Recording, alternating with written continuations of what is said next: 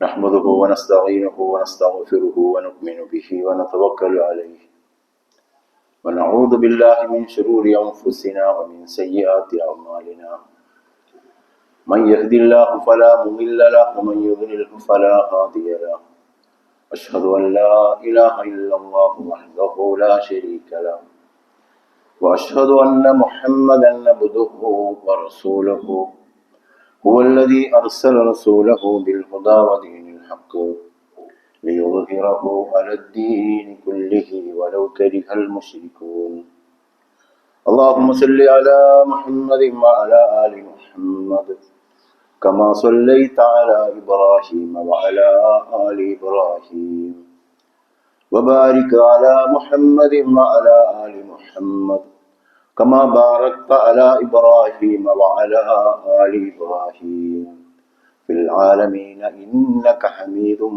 مجيد أما بعد فإن خير الحديث كتاب الله وخير الهدي هدي محمد صلى الله عليه وسلم وشر الأمور محدثاتها وكل محدثة بدعة وكل بدعة ضلالة إن أريد إلا الإصلاح ما استطعت وما توفيقي إلا بالله عليه توكلت وإليه أنيب رب اشرح لي صدري ويسر لي أمري واحلل عقدة من لساني يفقهوا قولي أيها الإخوان والأخوات أوصيكم وإياي أولا بتقوى الله أعوذ بالله السميع العليم من الشيطان الرجيم بسم الله الرحمن الرحيم ربنا إني أسكنت من ذريتي بواد غير ذي زرع عند بيتك المحرم ربنا ليقيموا الصلاة فاجعل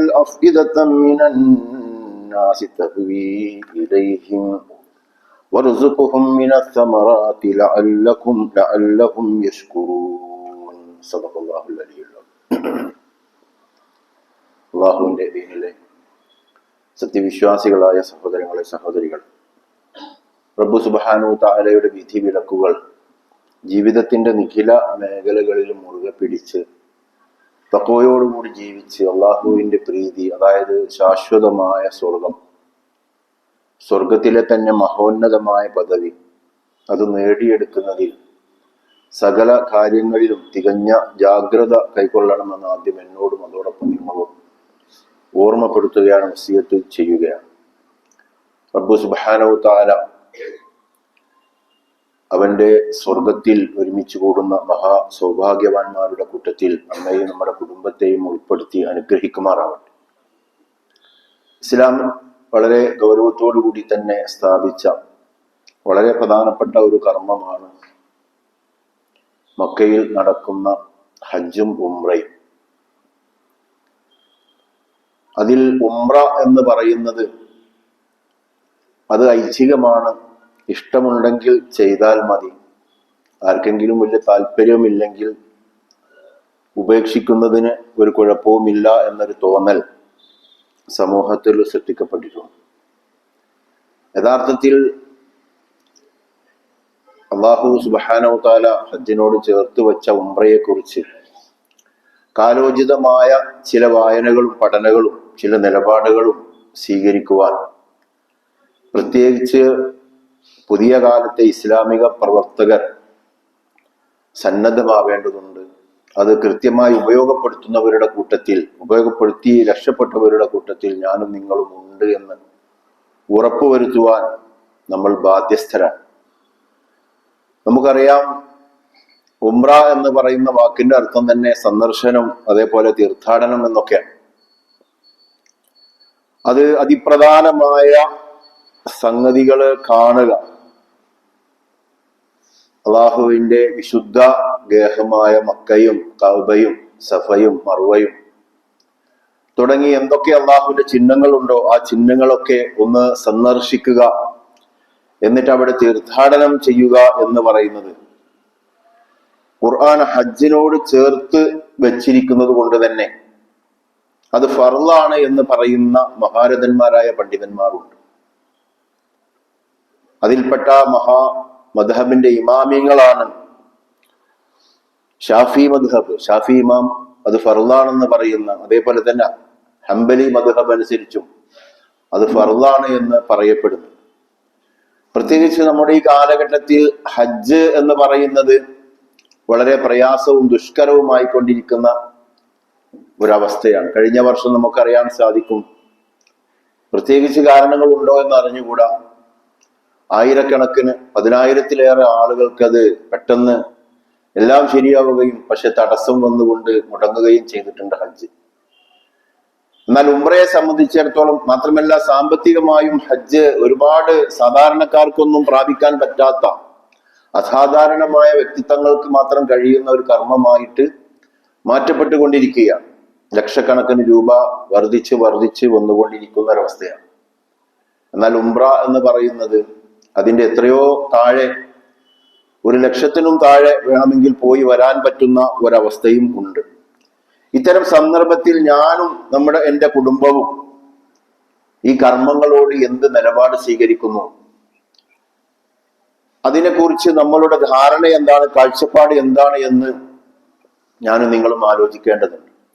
എന്നിട്ടത് കൃത്യമായി തന്നെ ചെയ്യുന്ന ഒരു സംഘത്തെ, അതിന്റെ ഫലം ഇഹലോകത്തും പരലോകത്തും പൂർണ്ണമായി നേടിയെടുക്കുന്ന ഒരു നേതൃത്വ സംവിധാനം ഉൾപ്പെടെ രൂപപ്പെടുത്തിയെടുക്കുക, പ്രത്യേകിച്ച് ബാംഗ്ലൂരൊക്കെ കേന്ദ്രീകരിച്ചുകൊണ്ട് രൂപപ്പെടുത്തിയെടുക്കുക എന്നതിന് എത്രത്തോളം പ്രാധാന്യമുണ്ട് എന്ന് നമ്മൾ ആലോചിക്കേണ്ട കാര്യമാണ്.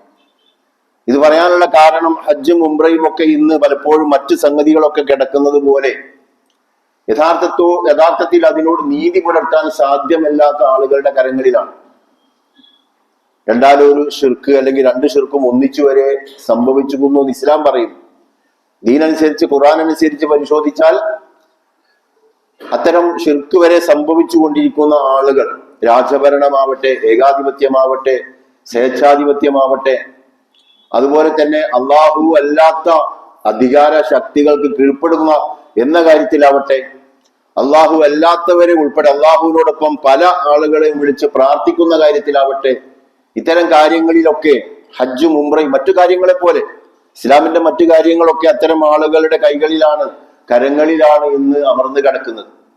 ഹജ്ജും ഉംറയും അക്കൂട്ടത്തിൽ പെട്ടുകിടക്കുന്ന ഒരവസ്ഥയുണ്ട് എങ്കിൽ സംസ്കരണ പ്രവർത്തനം എത്തേണ്ട വളരെ സുപ്രധാനമായ മേഖല തന്നെയാണ് ഹജ്ജും ഉംറയും എന്നൊക്കെ പറയും. അവിടെ നമ്മൾ അള്ളാഹുവിന്റെ മുമ്പിൽ ചോദ്യം ചെയ്യപ്പെടും. ഹജ്ജ് ചെയ്തതുകൊണ്ട് മാത്രം അല്ലെങ്കിൽ ഉംറ ചെയ്തതുകൊണ്ട് മാത്രം രക്ഷപ്പെടുമെന്ന് നമ്മൾ ആരും വിചാരിക്കരുത്. അതതിന്റെ കൃത്യതയോടുകൂടി നടപ്പാക്കപ്പെട്ടോ പ്രയോജനം ഉപയോഗപ്പെടുത്തപ്പെട്ടോ എന്ന് ചോദ്യത്തെ നമ്മൾ അംഗീകരിക്കേണ്ടി വരും. വിശുദ്ധ ഖുർആൻ ഹജ്ജും ഉംറയും കൽപ്പിക്കുന്ന ആയത്തുകൾ നമുക്ക് അറിയാൻ സാധിക്കും. അതിൽപ്പെട്ട സൂറത്തുൽ ബഖറയിൽ അല്ലാഹു സുബ്ഹാനഹു വ തആല പറയുകയാണ്, വഅൻഫിഖൂ ഫീ സബീലില്ലാഹി വലാ തുൽഖൂ ബിഅയ്ദീകും ഇലത്തഹ്ലുക. അള്ളാഹുവിന്റെ മാർഗത്തിൽ ചെലവഴിക്കുവിൻ, നിങ്ങൾ സ്വന്തം കരങ്ങളാൽ തന്നെ നിങ്ങളെ ആപത്തിൽ ചാടിക്കാതിരിക്കുവിൻ. അതായത് നിർബന്ധമായും ചെലവഴിക്കേണ്ട ചെലവഴിക്കലിനെ കുറിച്ച്, അതൊന്നും ചെലവഴിക്കാതെ ആപത്തിൽ അകപ്പെടുന്ന ഒരവസ്ഥ നിങ്ങൾക്കുണ്ടാവാതിരിക്കണം എന്ന് അല്ലാഹു സുബ്ഹാനഹു വ തആല പറയുകയും, വഅഹ്സിനു ഇന്നല്ലാഹ യുഹിബ്ബുൽ മുഹ്സിനീൻ, നന്മയുടെ മാർഗം അവലംബിക്കുവിൻ, തീർച്ചയായും ഇഹ്സാനുള്ള മുഹ്സിനീങ്ങളുടെ ആകും അള്ളാഹു ഇഷ്ടപ്പെടുന്നത് എന്ന് പറഞ്ഞ് നേർക്ക് നേരെ അള്ളാഹു പ്രഖ്യാപിക്കുകയാണ്, വഅത്തിമ്മുൽ ഹജ്ജ വൽ ഉംറത ലില്ലാഹ്. അള്ളാഹുവിന് വേണ്ടി ഹജ്ജും ഉംറയും ഉദ്ദേശിച്ചത് പൂർത്തീകരിച്ച് ചെയ്യുക. അപ്പം ഈ സമ്പത്ത് ചെലവഴിക്കുന്നതിന്റെ, അത് ചെലവഴിക്കാതെ സ്വന്തത്തെ ആത്മഹത്യാപരമായ നിലപാട് സ്വീകരിക്കുന്നതിനെ കുറിച്ചൊക്കെ പറഞ്ഞിട്ട് നേരെ അള്ളാഹു പ്രവേശിക്കുന്നത് ഹജ്ജും ഉംറയും പൂർത്തീകരിച്ച് ചെയ്യേണ്ട പ്രാധാന്യത്തിലേക്കാണെന്ന് നമുക്ക് കാണാൻ സാധിക്കും. അതുകൊണ്ട് അള്ളാഹു നമുക്ക് കാണാം, ഇത് പഠിച്ചുകൊണ്ട് പണ്ഡിതന്മാർ പറയുന്നുണ്ട്, ഹജ്ജ് ഫർളാണ് എന്ന് എല്ലാവർക്കും അറിയാം. അതിനോട് ചേർത്ത് വെച്ചത് കാരണം ഉംറയും അതിൽ പെടും, ആ ഫർദിൽ പെടും, അതിനോട് അള്ളാഹ് ചേർത്ത് വെച്ചിട്ടുണ്ട് എന്ന് പറഞ്ഞുകൊണ്ടാണ് പല പണ്ഡിതന്മാരും ഇതിനെ വിശദീകരിക്കുന്നത്.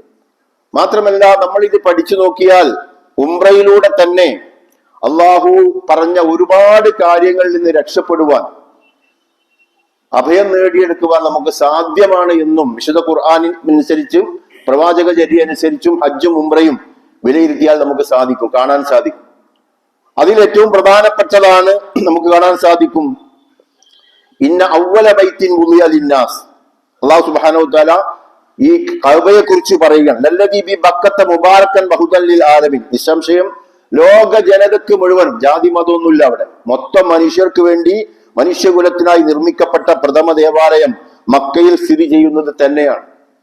ഹജ്ജിലും കഅബ വരുന്നുണ്ട്, ഉംറയിലും കഅബ വരുന്നുണ്ട്. ആ കഅബയെ കുറിച്ച് അല്ലാഹു സുബ്ഹാനഹു തആല പറയുകയാണ്, അത് അനുഗ്രഹീതവും ലോകർക്കാകമാനം മാർഗദർശന കേന്ദ്രവുമായിട്ടത്രേ അല്ലാഹു സുബ്ഹാനഹു തആല നിർമ്മിച്ചിരിക്കുന്നത്.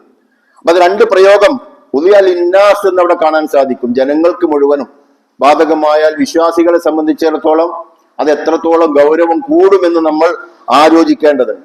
ഇതിൽ ആലമീൻ, ലോകർക്ക് മുഴുവൻ, ലോകത്തുള്ള ജനങ്ങൾക്ക് മുഴുവനും മുബാറക്കൻ വഹുദൻ ലിൽ ആലമീൻ, അല്ലാഹു സുബ്ഹാനഹു തആല അത് ഏറ്റവും വലിയ അനുഗ്രഹവും മാർഗദർശന കേന്ദ്രവുമായിട്ട് വെച്ചിരിക്കുന്നു.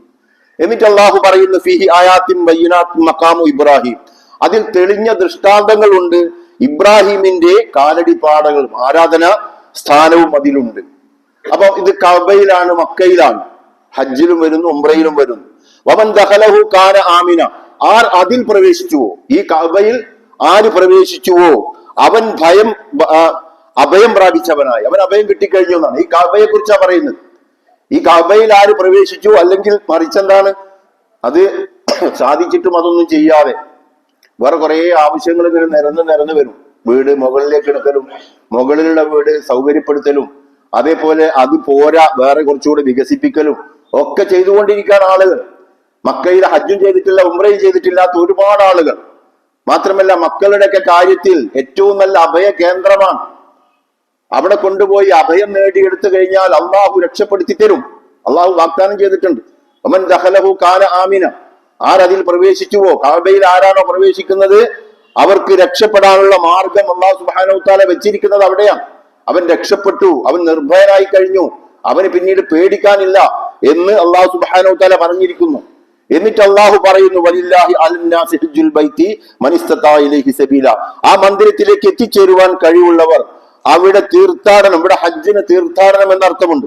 അപ്പൊ അതിൽ ഉംറയും പെടും, ഹജ്ജും ഉംറയും പെടും. തീർത്ഥാടനം ചെയ്യൽ മനുഷ്യകുലത്തിന് അള്ളാഹുവിനുള്ള കടമയാണ്, മനുഷ്യകുലത്തിന് മുഴുവനും കടമയാണ്.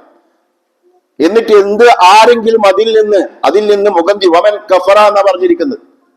അപ്പോ ആ കഅബയെ കുറിച്ച് പറഞ്ഞു, അതിൽ പ്രവേശിച്ചാൽ രക്ഷപ്പെട്ടു എന്ന് പറഞ്ഞതിന് ശേഷമാണ് അല്ലാഹു സുബ്ഹാനഹു വ തആല ഈ പറയുന്നത്.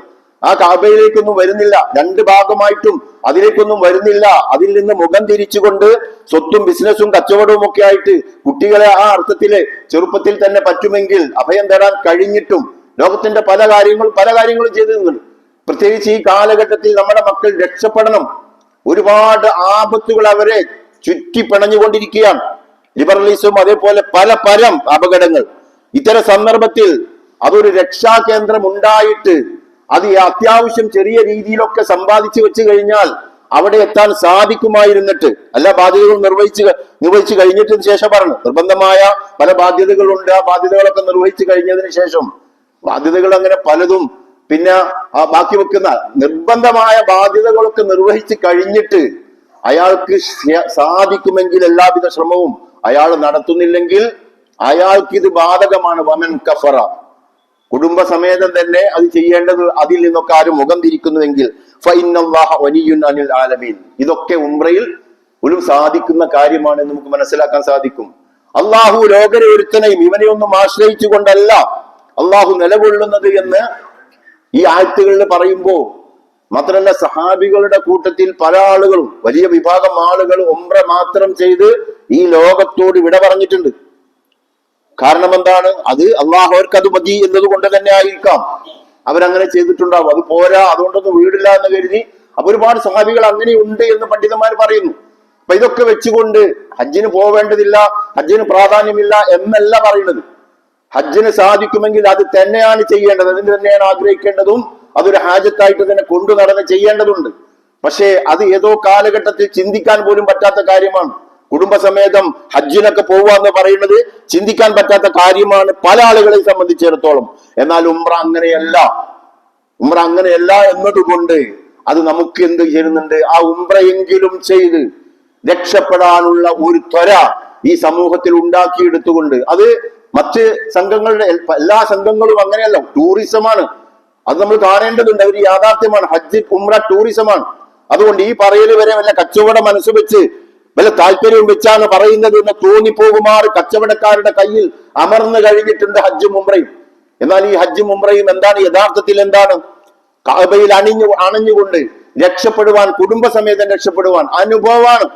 ഓരോ നമ്മുടെ കുട്ടികളായിട്ടൊക്കെ ഇപ്പൊ ഈ കഴിഞ്ഞ ആഴ്ചകളിൽ പോവാൻ സാധിച്ചു. അതുകൊണ്ടാണ് കുട്ടികള് മുതിർന്നവരെക്കാളും ആവേശം കാണിച്ച കുട്ടികൾ എന്റെ അടുത്ത് വന്ന് പറയുകയാണ്, ഉസ്താദെ ഞങ്ങൾ തൊട്ടു, മുത്താൻ പറ്റിയിട്ടില്ല, ഞങ്ങൾ തൊട്ടു, ഹജറുൽ അസ്വദ് ഞങ്ങൾ തൊട്ടു, കഅബയുടെ ചാരത്ത് ചേർന്ന് അതിന്റെ പിടിച്ചുകൊണ്ട് അള്ളാഹുവെ രക്ഷിക്കണമെന്നൊരു കുട്ടി പറഞ്ഞിട്ടുണ്ട് എങ്കിൽ കുട്ടികളോട് ഉമർ ബിൻ ഖത്താബ് റളിയല്ലാഹു അൻഹു പറയുകയുണ്ടായി, കുട്ടികളോട് പ്രത്യേകം പറയും പ്രാർത്ഥിക്കണമെന്ന് പറയാറുണ്ട്. അപ്പൊ എന്താണ് നിങ്ങൾ കുട്ടികളെ കാണുമ്പോൾ പ്രത്യേകം പ്രാർത്ഥിക്കാൻ പറയുന്നത് എന്തുകൊണ്ടാണ് എന്ന് ചോദിച്ചപ്പോൾ ഉമർ ബിൻ ഖത്താബ് റളിയല്ലാഹു അൻഹു പറഞ്ഞു, അവർക്കും അള്ളാഹുവിനും തമ്മിൽ മറയില്ല. അവരെന്താണോ ചോദിക്കുന്നത് അള്ളാഹു സുബ്ഹാനഹു തആല കൊടുക്കും. നിഷ്കളങ്കമായ ഹൃദയമാണ്. അതുകൊണ്ട് ആ അഭയകേന്ദ്രമായി തന്നെ ലഭ്യമാക്കേണ്ടതുണ്ട്. കുടുംബങ്ങൾക്ക് ഇത് ലഭ്യമാക്കേണ്ടതുണ്ട്.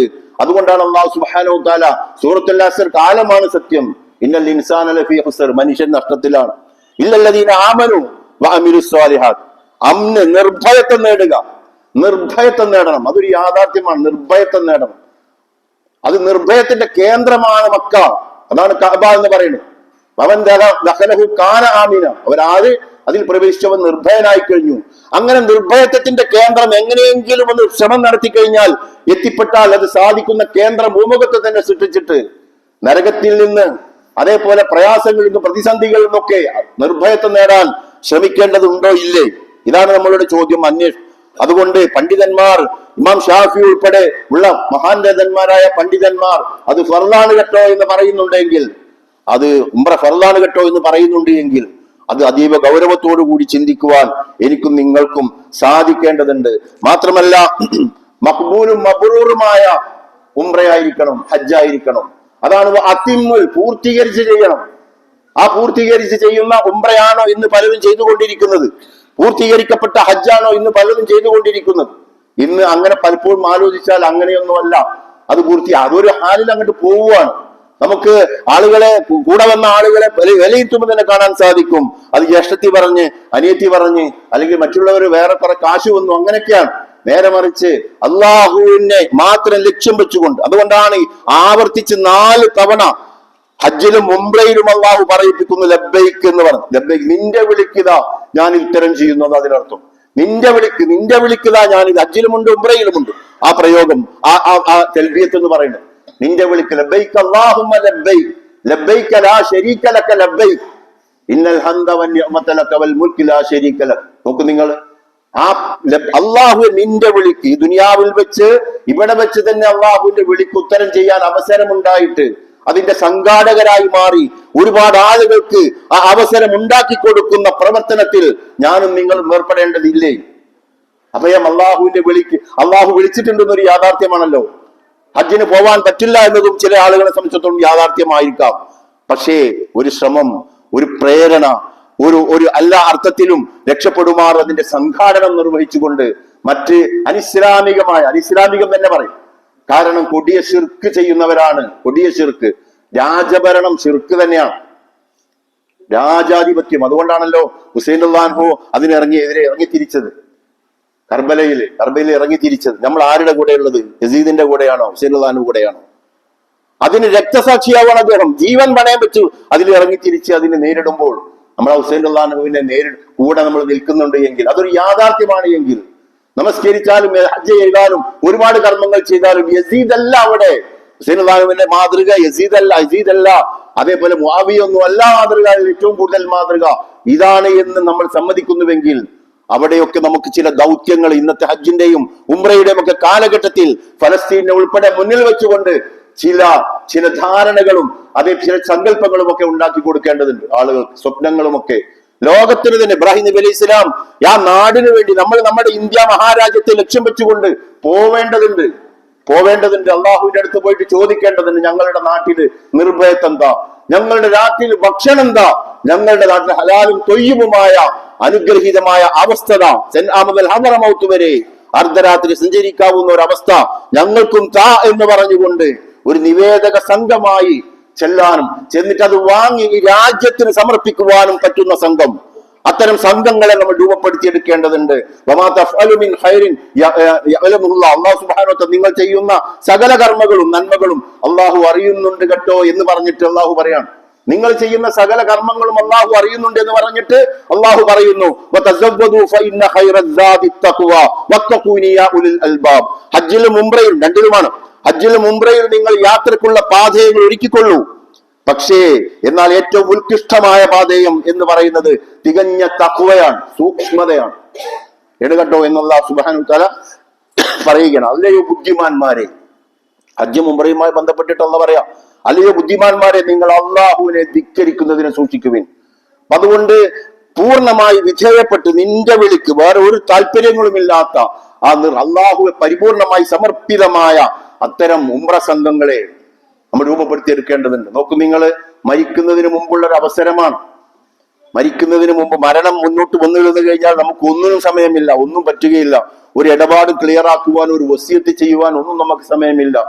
എന്നാൽ അള്ളാഹു സുബ്ഹാനഹു വ തആല മരിക്കുന്നതിന് മുമ്പ് അള്ളാഹുവിനെ സമീപിക്കുവാനുള്ള 3 വിളികളിൽ രണ്ടാമത്തെ വിളിയാണ് ഹജ്ജും ഉംറയും. രണ്ടും അതിൽപ്പെടും. ഹജ്ജും ഉംറയും ആ രണ്ടാമത്തെ വിളിയാണ്.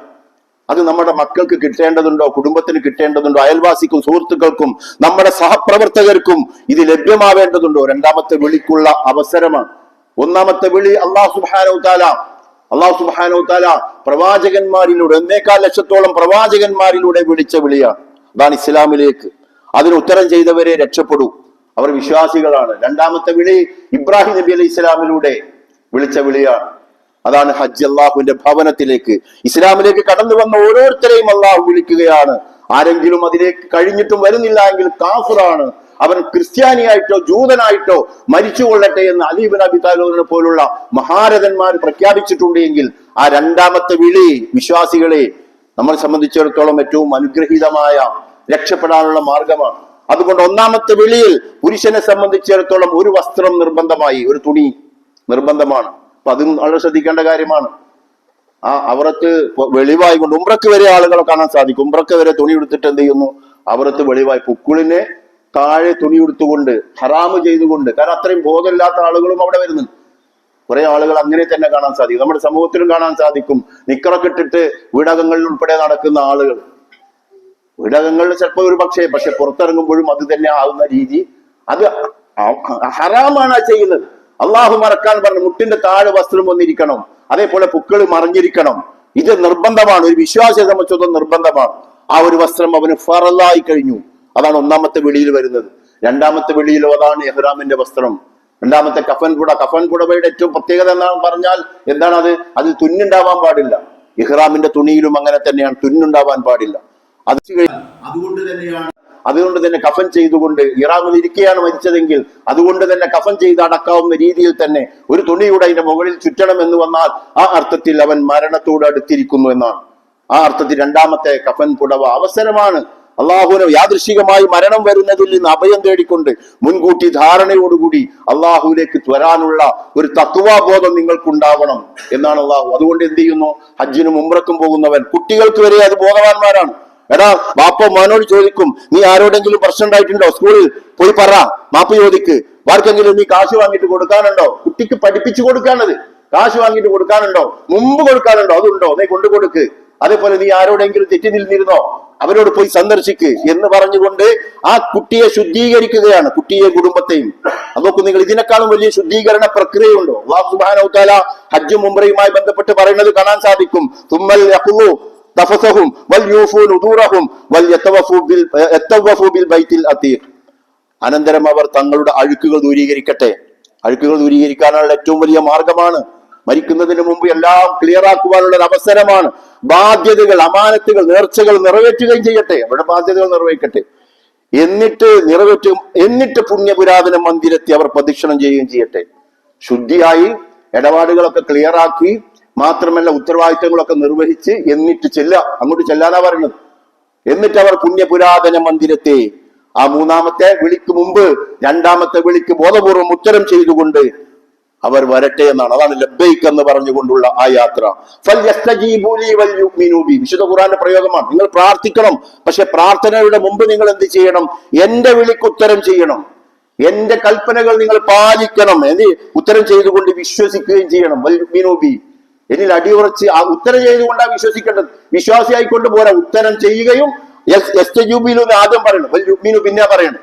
അപ്പൊ അതുകൊണ്ട് അതിന് ഉത്തരം ചെയ്തുകൊണ്ട് നിങ്ങൾ എന്ത് ചെയ്യണം?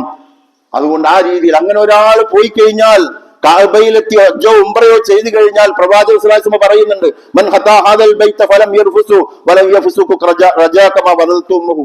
ആരെങ്കിലും ഈ ഭവനത്തിൽ വരികയും നീചവും കുറ്റകരവുമായ ശിർക്ക് ഉൾപ്പെടെയുള്ള അതിൽ നിന്ന് മാറി നിന്നുകൊണ്ട് പ്രവൃത്തികളിൽ നിന്ന് ഏർപ്പെടാതിരിക്കുകയും അങ്ങനെ തൗബ ചെയ്യുകയും ചെയ്ത് ആ രീതിയിൽ വന്നു കഴിഞ്ഞാൽ അവൻ തന്റെ മാതാവ് പ്രസവിച്ച ദിവസത്തെ പോലെ അവൻ ശുദ്ധിയാക്കപ്പെടുമെന്നാണ്. ഇങ്ങനെ ഒരു അവസരം ഭൂമുഖത്തുണ്ടായിട്ട് നമ്മൾ അതിനെ ശ്രമിച്ചോ? നമ്മൾ ആഗ്രഹിക്കുന്നുണ്ടോ? പ്രാർത്ഥിക്കുന്നുണ്ടോ? നിരന്തര ശ്രമം നടത്തുന്നുണ്ടോ? അതിന്റെ ഫോളോ അപ്പ് നടത്താറുണ്ടോ? നമ്മൾ പരിശോധിക്കേണ്ടതാണ്. അതുകൊണ്ടാണ് നോക്കൂ നിങ്ങൾ, ഹജ്ജിനും ഉംറക്കാരനും ഒരേ പ്രയോഗങ്ങൾ കാണാൻ സാധിക്കും. അൽ ഹുജ്ജാജ് വൽ ഉമ്മാറു വഹുദുല്ല, രണ്ടും ചേർത്ത അള്ളാഹുവിന്റെ റസൂല് പറഞ്ഞത്. ഹാജിമാരും ഉംറ തീർത്ഥാടകരും അള്ളാഹുവിന്റെ നിവേദക സംഘമാണ്. ഉയൂഫുർ റഹ്മാൻ എന്ന ഹാജിമാരെയും ഉംറ തീർത്ഥാടകരെയും ഒന്നിച്ചു പറഞ്ഞത് കാണാൻ സാധിക്കും. അള്ളാഹുവിന്റെ അതിഥികളാണ്. അതുകൊണ്ട് അവർക്ക് എന്ത് ഇജാബഹും, അവര് ചോദിച്ചാൽ ഞാൻ ഉത്തരം ചെയ്യും. മാത്രമല്ല അവർ അള്ളാഹുവിനോട് പാപമോചനം തേടിക്കഴിഞ്ഞാൽ ഞാൻ അവർക്ക് പുറത്തു കൊടുക്കുകയും ചെയ്യും. ഈ അർത്ഥത്തിലുള്ള പാപമോചനം ഉൾപ്പെടെ ലക്ഷ്യം വെച്ചുകൊണ്ട് ബുഖാരി മുസ്ലിം ഉദ്ധരിക്കുന്ന ഹദീസിൽ കാണാൻ സാധിക്കും, അൽ ഉംറത്തു ഇലൽ ഉംറത്തി കഫാറത്തുൽ ലിമാ ബൈനഹുമാ, ഒരു ഉംറ മറ്റു ഉംറക്കിടയിലുള്ള എല്ലാ പാപങ്ങൾക്കും പരിഹാരമാണ്. 4 ഉംറ വരെ പ്രവാചകൻ ചെയ്തിട്ടുണ്ട്. 4 യാത്ര നടത്തിയിട്ട് 4 ഉംറ വരെ പ്രവാചകൻ സ്വല്ലല്ലാഹു അലൈഹി വസല്ലം ചെയ്തിട്ടുണ്ട്. അതുപോലെ തന്നെ നമുക്ക് കാണാൻ സാധിക്കും ഇത്തരം വിശുദ്ധ ഖുർആൻ പറയുന്ന കാര്യങ്ങൾ നോക്കും നിങ്ങൾ.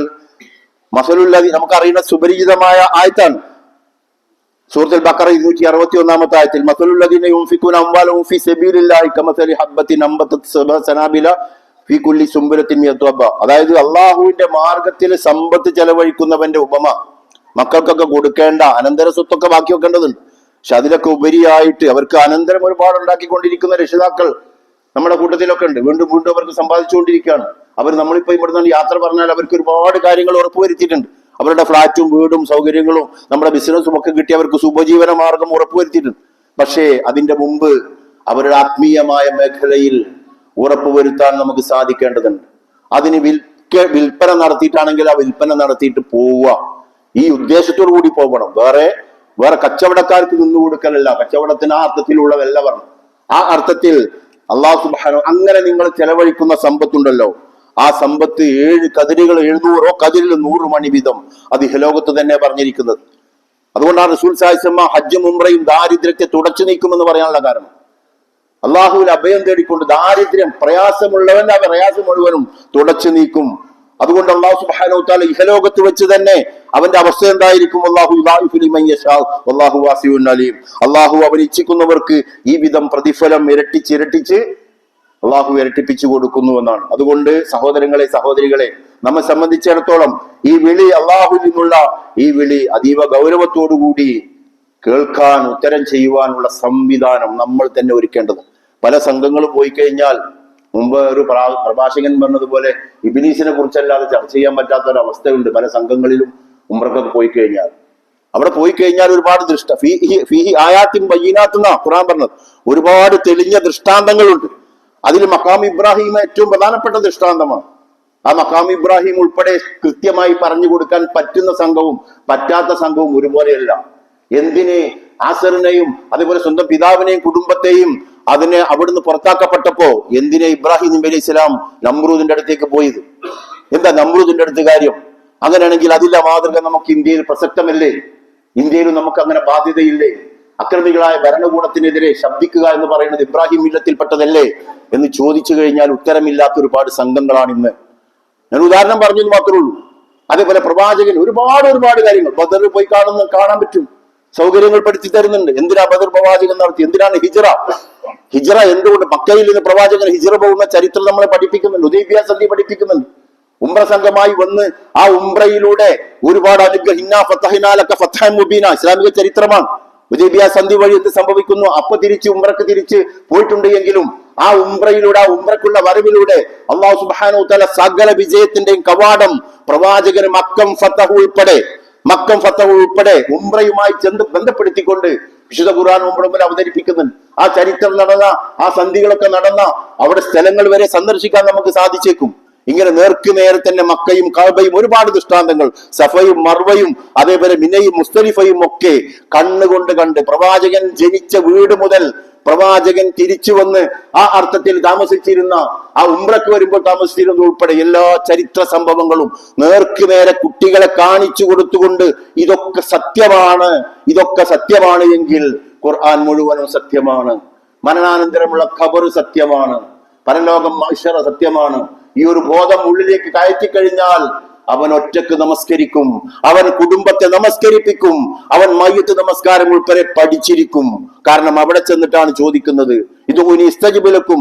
അള്ളാഹു ഈ ഉംറ സംഘത്തെ നയിക്കുന്ന റഫീഖുർ റഹ്മാൻ എന്ന് പറയുന്ന അദ്ദേഹത്തിന്റെ ക്ലാസ് കഴിഞ്ഞ ആഴ്ചകളിൽ ഉണ്ടായിരുന്നു, ബാംഗ്ലൂർ വന്നിരുന്നു. അദ്ദേഹം പറഞ്ഞൊരു ഉദാഹരണം, നിങ്ങളുടെ ഉമ്മാന്റെ കോന്തലെ പിടിച്ചിട്ട് ഉമ്മ എനിക്കത് താ ഇത് താ എന്ന് പറഞ്ഞ് കരഞ്ഞാൽ ഉണ്ടെങ്കിൽ തരാണ്ടിരിക്കാൻ ഒരു ഉമ്മക്ക് സാധിക്കുമോ?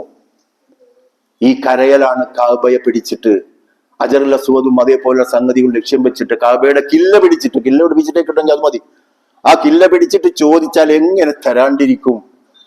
അങ്ങനെ ഒരു അവസരം ഈ കുട്ടിക്ക് വേണ്ട സ്വർഗം ഉൾപ്പെടെ കൊടുക്കുന്ന ഒരു ഗേഹം ഇവിടെ ഉണ്ട് എന്ന് കേട്ടിട്ട് അത് പോയി ഒന്ന് പിടിപ്പിക്കുവാനും കാണിച്ചു കൊടുക്കുവാനും ശ്രമിക്കുന്നില്ല എങ്കിൽ അതിന്റെ കൈകാര്യകർത്താക്കൾ എന്താണ് ടൂറിസ്റ്റിന്റെ ആളുകളുടെ കൈയടക്കി എന്ന് കരുതി, ഹജ്ജ് ഉംറ ടൂറിസം പദ്ധതികളാണ്, അത് നടത്തുന്നവരും അങ്ങനെ തന്നെ കൊണ്ടുപോകുന്നു എന്ന് കരുതി ഈ ഒരു മഹാസൗഭാഗ്യം അവർക്ക് വിട്ടുകൊടുക്കുകയാണോ വേണ്ടത് നമ്മൾ? നേരെ മറിച്ച് അതിന്റെ ഒക്കെ ദിശ ഏറ്റവും നല്ല ദിശയിലേക്ക് തിരിച്ചെടുത്തിട്ട് തിരിച്ചു കൊണ്ടുവന്നിട്ട് അതിന് സാധിക്കുന്ന ആളുകളെ, പണ്ഡിതന്മാരൊക്കെ ഉണ്ടാവും, അവർക്ക് ഒറ്റയ്ക്ക് പോകാൻ കഴിയില്ല, പറഞ്ഞയച്ചിട്ട് അതിന് വഴി നടത്തണം. എന്നിട്ട് പല തവണ അവർക്ക് ആളെ കൂട്ടിക്കൊടുക്കുന്ന ഒരുപാട് സംവിധാനങ്ങളുണ്ട്, ഫ്ലൈറ്റ് ടിക്കറ്റുകളും സംവിധാനങ്ങളൊക്കെ ഉണ്ട്. അവരെ കൊണ്ടുപോയി ഇതൊക്കെ കാണിച്ചു കൊടുത്ത് നമ്മുടെ മക്കളെ ശുദ്ധീകരിച്ച് കൊണ്ടുവരുന്ന പ്രക്രിയ അത് അതീവ ഗൗരവത്തോടു കൂടി നമ്മൾ ഏറ്റെടുക്കേണ്ടതുണ്ട്. ഈ പള്ളിക്കീഴിൽ ഒരുപാട് സംവിധാനങ്ങളുണ്ട്, നമുക്കറിയാം. സക്കാത്തും അതുപോലുള്ള ഒരുപാട് ഇസ്ലാമിക ദഅവത്തും അതുപോലുള്ള ഒരുപാട് മദ്രസ സിസ്റ്റം ഉൾപ്പെടെ. ആ കൂട്ടത്തിൽ ഇതാ അൽഹംദുലില്ലാഹ് അല്ലാഹുവിന്റെ അനുഗ്രഹത്താൽ നമ്മൾ തുടങ്ങിയിരിക്കുന്ന ഒരു ഉംറ സംഘത്തിനെ, അതുകൊണ്ട് പ്രാർത്ഥിക്കണം. അത് ഖിയാമത്ത് നാൾ വരെ നിലനിൽക്കുന്ന ഒരു മഹാസംവിധാനമായി മാറ്റിയെടുക്കുവാൻ, മാറിക്കിട്ടുവാൻ ഞാനും നിങ്ങളും അള്ളാഹുവിന്റെ മുമ്പിൽ കൈനീട്ടി പ്രാർത്ഥിക്കണം.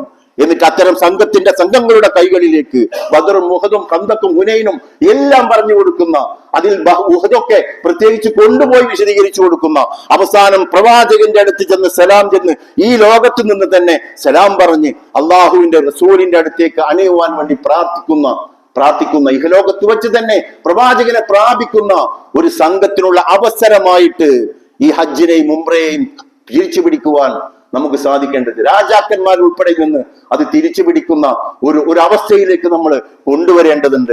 അത് അള്ളാഹു വിചാരിച്ചാൽ സാധിക്കും, നമ്മൾ വിചാരിച്ചാൽ സാധിക്കുന്നില്ല എങ്കിലും. അതുകൊണ്ട് ആ നെയ്യത്തോടു കൂടിയുള്ള ഉംറ സംഘത്തെ ലക്ഷ്യം വെക്കുകയും അത്തരം പ്രവർത്തനങ്ങളിൽ നമ്മൾ ഏർപ്പെടുകയും ചെയ്യേണ്ടതുണ്ട്.